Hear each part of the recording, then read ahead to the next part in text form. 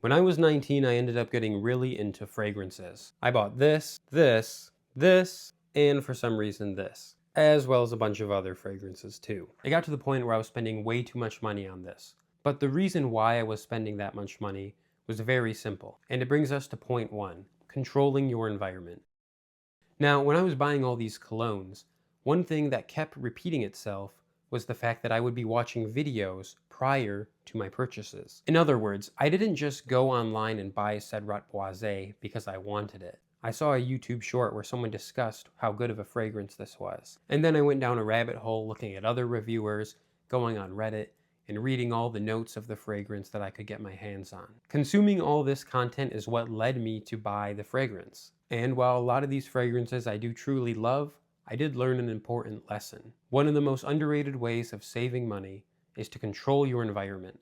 I stopped looking at all of these videos, reviewing the newest colognes or talking about the newest releases or the best fragrance lineups under $40. I still buy cologne from time to time, but I don't constantly see it on my feed coming up in YouTube Shorts or TikToks that triggers me to go and buy it. And so whatever you're interested in, if it's tech, sports equipment, video games, it doesn't matter.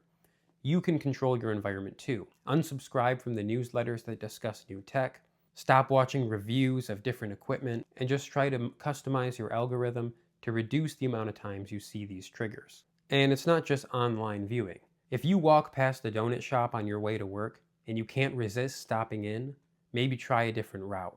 There's a bunch of different ways to control your environment, so I'll let you guys experiment with it. And this principle is backed by science too. There's a reason that national brands pay top dollar to be on the end caps of grocery store aisles.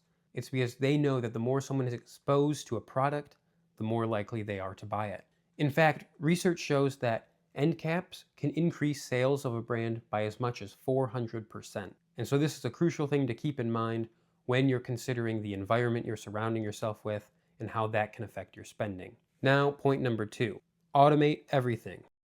Automate your account so that every time a paycheck comes in, part of it automatically goes to retirement, or to your savings, or to whatever goal you have. This is kind of limiting your options. There's less available to spend in the first place, so even if you spend all the money remaining in your account, if you've automated it to pay all your bills and invest already, then you are building for your future and you're spending less. And that brings us to point number three. Write everything down. Now, I don't mean write everything down as in have a budget, although that can be good too. What I mean is literally, you can use an app, but I prefer to just use a notepad, and I think that works best for people. Grab a small notepad, keep it with you in your car or in your backpack, and every time you buy something, whether it be gas or food or movie tickets, just write down movie tickets, $20, gas, $100.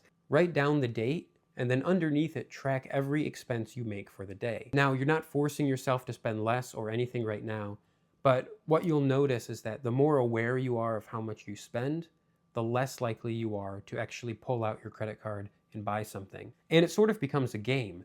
You want to have this notepad be as empty as possible.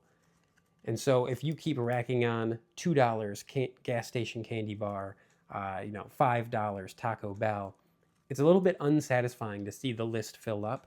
Now, you can also use apps or your notes app on your phone, but I do think that a notepad is great, and actually writing it down is perfect. Just make sure you track everything. That's how you'll get the best value out of it. Now, with all that being said, whenever we talk about money and about building wealth or reducing spending, it's easy to get into this mindset of chasing the next dollar. And it's easy to get into this mindset where wealth is the only thing that matters and we just want to get as rich as possible so that we have a larger number in our bank account. But there really is more to life than that. So I want to briefly share some wisdom about wealth and what true wealth actually looks like. This comes from 1 Timothy chapter 6, verses 17 to 19. Command those who are rich in this present age not to be arrogant, nor to trust in uncertain riches, but in the living God, who gives us richly all things to enjoy. Let them do good, that they be rich in good works, ready to give, willing to share, storing up for themselves a good foundation for the time to come, that they may lay hold on eternal life. Thanks for listening to the end, guys. This was my first YouTube video. I know it's kind of thrown together. The camera quality is probably not good. The editing's not good. If you thought the tips were helpful, though, feel free to subscribe, like, and comment. I'm going to be posting more videos, and the quality of them will get better as time goes on. But I hope that you found the actual content useful, and I hope you guys have a great day. Thanks for spending some of your time with me.